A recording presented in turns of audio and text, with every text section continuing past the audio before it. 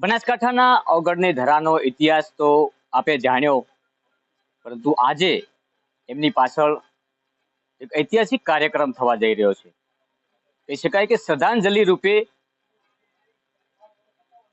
સતી રમાબા અને કપિરાજની પાછળ આ વિસ્તારની ધર્મ પ્રેમી જનતા, સંતો, મહંતો, ગૌ ભક્તો તમામની ઉપસ્થિતિમાં આજે એક કાર્યક્રમ થવા જઈ રહ્યો છે. આજે જોઈ રહ્યા છો અહીંયા મેં પહેલા પણ કહ્યું છે કે ગુજરાતની ઐતિહાસિક સમાધિ એટલે જેસલ તોરલ, અને એની બાદ આ બીજી સમાધિ એટલે સતી રમાબા અને આ કપિરાજની સમાધિ છે. અને આ સમાધિ વર્ષો સુધી એક ઇતિહાસ અમર બનીને રહેવાની છે. ત્યારે આજે મારી વાત કરવી છે સંતો મહંતો સાથે કે ખરેખર ગુજરાતના બનાસકાંઠાનો ઇતિહાસ શું છે.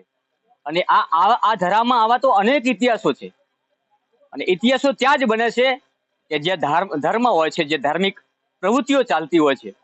અને એવો આ બનાસકાંઠા, અને બનાસકાંઠાનું આ ઓગળ ધરા દિયોદર તાલુકાનું ભેસાણા ગામ, અને અહીંયા પણ એક અનોખો ઇતિહાસ બન્યો છે જે વર્ષો સુધી લોકો યાદ રાખશે. મારી સાથે આસોદર મંદિરના મહંત શ્રી રેવાપુરી બાપજી મારી સાથે જોડાયા છે. આપણે એમને પણ પૂછશું કે આ ઓગળની ધરાનો ઇતિહાસ જે બન્યો છે. બાપુ, જે રીતને અહીંયા બે બહેનોએ પોતાનું સંપૂર્ણ જીવન પશુ, પક્ષી અને પંખીઓ માટે સમર્પિત કરી નાખ્યું છે, અને મહત્વની વાત એ છે કે શારદાબેન મોટા, નાના રમાબેન, જેમને આજે દેહાંત થયા ને લગભગ હજુ મહિનો પૂરો નથી થયો, આજે પણ ગાયો રડી રહી છે. આ વિસ્તારના ઝાડવા રડી રહ્યા છે, અને ખુદ એક પ્રાણી કહી શકાય કે કપિરાજે પોતાની વિરહની વેદનામાં દેહ ત્યાગ કરી નાખ્યો છે. તમે આ ઇતિહાસને કઈ રીતે જુઓ છો? બસ આ ઇતિહાસને એ પ્રેરણા મળે છે કે જીવનની અંદર પ્રેમ હોવો જોઈએ. પ્રેમ સિવાય કંઈ નથી ને નિસ્વાર્થ ભાવે જ્યારે પ્રેમ ગોતવા જઈએ તો આ સમાધિના ઉપર જે લોકો અહીં આવશે ને એમને જરા મનની અંદર ને એમના રોવાટા ઉભા થશે કે નિસ્વાર્થ ભાવે પ્રેમ કેવો હોય છે. અને એ નિસ્વાર્થ ભાવે પ્રેમનું દર્પણ છે આ એક, અને દેખાવાનો છે. અને આ દરેક મનુષ્ય માટે કરીને, ભાઈ બહેન માટે, કોઈ પણ માટે કરીને જીવનની અંદર નિસ્વાર્થ ભાવે પ્રેમ હોય અને લાગણી હોય તો આ સમાધિ એમને દર્શન આપશે. બાપુ, મેં જ્યારથી દેહાંત થયું રમાબાનું અને ત્યારથી આજના દિવસ સુધી આ ભેસાણા ગામનો ઇતિહાસ 30 લાખ લોકો સુધી પહોંચાડ્યો છે. અને મેં જાતે એવું અનુભવ્યું છે કે ગુજરાતની કદાચ આ બીજી સમાધિ હશે જેસલ તોરલ બાદ. બરાબર, એ બરાબર છે. અને આપનો જે અનુભવ છે એ પણ બરાબર છે. અને એના પછી આ બીજી સમાધિ છે એવું જ છે. અને ખરેખર આ ઇતિહાસ આપણાને ઉજાગર કરશે અને અનેકને પ્રેમ ભાવ દર્શાવશે. બાપુ, બીજી એક વાત કરવી છે કે અહીંયા રમાબાનું દેહાંત થયું, લોકો આજે કહી રહ્યા છે કે એક સતી હતા, ત્યારે અહીંયા જીવિત પણ એક બીજા સતી છે, શારદાબેન છે. અને એ પણ સતી છે, સતી છે, પણ સતીનો સતીત્વ પણ ક્યારેક મોખાય અને આવી કોઈ ઘટના બને ત્યારે એ બહાર આવે છે, નહીંતર એમને એમ સમાઈ જાય છે અંદર. અથવા પછી એને ઉજાગર કરવા વાળા હોય આપ જેવા તો પછી ઉજાગર થઈ શકે છે, નહીંતર એમને એમ રહી જાય છે. નહીં તો બાપુ આ કળિયુગ છે, આપણે ઓળખી નથી શકતા. એનો મિનિંગ એ છે. હા, એનો મિનિંગ એ જ થાય છે કે કળયુગની અંદર ઓળખાણ પછી થાય છે, પહેલા નહીં થતી. પરંતુ આ એક તમને મોકો મળ્યો છે ઓળખવાનો કે એક હયાત સતી પણ અહીંયા છે, એના પણ તમે ચરણ સ્પર્શ કરી લેજો, એના પગ પકડી લેજો, જીવન ધન્ય બની જશે. મારી સાથે અહીંના ટ્રસ્ટી જોડાયા છે, ખૂબ નજીકથી એમને ઓળખું પણ છું, અને સતત ગાયો માટે કંઈ પણ કરવા માટે તૈયાર, હર હંમેશા પોતાનો કિંમતી સમય હોય, પોતાનું જીવન હોય. જેવી રીતના આ બંને બહેનોએ ગાયો માટે પોતાનું જીવન સમર્પિત કર્યું છે, એવી જ રીતે પરિવાર સાથે સંસારિક રહીને પણ પોતાનું જીવન છે ગાયો માટે હર હંમેશા કટિબદ્ધ રહેતા હોય છે. એવા જોડાયા છે. શું નામ આપનું? સુરેશભાઈ રંગોલી ભાભરના છે, અને સતત ભેસાણા ગૌશાળા માટે કંઈ પણ કરવા માટે જ્યારે હંમેશા તત્પર હોય છે. સુરેશભાઈ, શું કહેશો?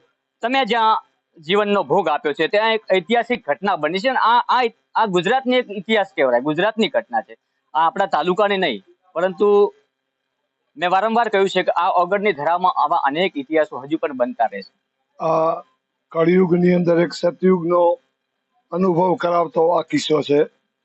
ટૂંકી નાની ઉંમર રમાબેનની, 41 વર્ષની, જેમણે એમનો સંસારનો ત્યાગ કરી પૂજ્ય સદારામ બાપુ ટોટાણાના આશીર્વાદથી, એમના કહેવાથી એમણે એક ગાયથી આ ગૌશાળા ચાલુ કરી. એમણે સતત 25 વર્ષથી આ ગૌશાળામાં ભોગ આપ્યો. એમનું સાંસારિક જીવન બંને બહેનોએ, સાધ્વી રમાબેન અને શારદાબેન આજે હયાત છે, એમણે બંને સંસારનો ત્યાગ કરી ગાયોની સેવા, ગાયો સાથે સાથે કૂતરા, કબૂતર, મોર, નીલગાય, પોપટ, ચકલા આ બધાની સેવા કરી. એમણે ગઈ 6/9 શીતળા સાતમની સાંજે સંધ્યા સમયે એમનો બિલકુલ માંદગી વગરનો વાતો કરતા કરતા એમણે એમના દેહનો ત્યાગ કર્યો. તેની બાદ તેમની સવારે શોભાયાત્રા, પાલખી યાત્રા, સમાધિની માટેની બધી તે સમયે બપોરે કપી અંજની જે 6 દિવસનું હતું એનો હું સાક્ષી છું. 6 દિવસે કપીને અહીંકાને ધોણસોલ ગામમાંથી મૂકવામાં આવ્યું હતું અને એમનો એક મા દીકરાનો જે નાતો હોય કે મા દીકરીનો જે નાતો હોય એવું નહીં, પણ આ પશુ પ્રેમી બંને બહેનો એમનો 6 દિવસની ઉંમરે અહીં આવેલું અને આ બેનથી એટલો બધો એનો એક પ્રેમ થઈ ગયો કે જે વિરહની વેદના મેં આ ટીપોઈ ઉપર જોઈ છે બેનની સાથે કપીની. ઘણી બધી મેં આજીજી કરી, ઘણા બધા લોકોએ આજીજી કરી, પણ એણે અંજળનો ત્યાગ કરી 11 દિવસ સુધી ઈ પગ અને માથું બેનના ચરણોમાં રાખી અને ટીપોઈ ઉપર બેસી રહ્યો. એણે 11મા દિવસે સાંજે સંધ્યાના સમયે એનો દેહ ત્યાગ કર્યો. આ બનાસકાંઠાની જે કોઈ એક કળિયુગમાં સતયુગનો પરચો આપતી આ જગ્યા છે. રોજનો પર ડે 2 લાખ રૂપિયાનો ખર્ચો છે આ ગૌશાળાનો. એક કુદરતની અકળ લીલા છે. પૂજ્ય સદારામ બાપાના જેમ ભાઈએ કહ્યું એમ જેસલ તોરલની સમાધિ, સદારામ બાપાની પણ સમાધિ લીધેલી છે. આવી રીતે કમિજલા પણ સાહેબની પણ પણ સાહેબ અને એમની સાથે પણ એક શ્વાન અને એક ઘોડીએ સમાધિ લીધેલી છે. ગુજરાતની અંદર ઘણી બધી જગ્યાઓ છે, એમાં કળિયુગમાં આ જગ્યા એક ઉજાગર થઈ છે અને સૌ સાથે મળી આ ગૌશાળા આપણે સાથે મળી સહયોગ કરી અને ગૌશાળાના નિભાવ ખર્ચમાં મદદ કરીએ અને આ એક દરેક લોકોને એક દરેક સમાજને આ સંસ્થામાં સહયોગ કરી અને સેવા કરે તેવી હું આ સદારામ જીવદયા ટ્રસ્ટ ગૌશાળા પરિવાર વતી આપ સર્વેને વિનંતી કરું છું. જય સિયારામ. રામ રમા આશ્રમ અને સંત શ્રી સદારામ જીવ દયા ટ્રસ્ટનું આ સંચાલન અદ્ભુત છે, અત્યાર સુધી અદ્ભુત રહ્યું છે ને વર્ષો સુધી રહેવાનું છે. બાપજી, મારે આપની સાથે એક બીજી વાત કરવી છે કે આ ગૌશાળામાં 5 ગાયોથી લઈને અત્યારે 2500 જેટલી ગાયો અને 1500 જેટલા બીજા પશુ અને પ્રાણીઓ રહે છે. આ ગૌશાળામાંથી નથી દૂધ વેચવામાં આવતું. અત્યાર સુધી જ્યાં સુધી મેં જાણ્યું છે ત્યાં સુધી નથી 1 રૂપિયાની સરકારની ગ્રાન્ટ આવતી. છતાં હું ઘણી બધી ગૌશાળાઓ ફર્યો છું. આ ગૌશાળાની ગાયોના જે ચહેરા ઉપર રોનક છે એવી બીજે ક્યાંય જોવા મળતી નથી ને. અહીંયા ગાય માતાની પૂજા અને અર્ચના થાય છે બંને ટાઈમ. હા, પણ એવું તો છે જ, પણ એમ છતાંય એવું લાગે છે કે આ બેનના જીવનથી કે જો સંન્યાસ જીવવો હોય અને સંસારનો ત્યાગ કરવો હોય તો આ બેનની પ્રેરણા લેવી જોઈએ અને એ જ ત્યાગ કહેવાય. જે આ બેને ત્યાગ કર્યો છે એ જ ત્યાગ કહેવાય. એના સિવાયનો બીજો જે ત્યાગ છે ને એ બધા દેખાવના ત્યાગ છે, પણ જે આ બેનનો ત્યાગ છે એ આપણાને સમાધિ અને એમની જીવનગાથા અને એમના જે કપિરાજ છે એમનો એ બધું આપણો જીવનગાથા છે અને એમના જે મેલન છે એ આપણાને દર્શાવે છે કે જો સંસારનો ત્યાગ કરવો હોય તો આવો ત્યાગ હોવો જોઈએ.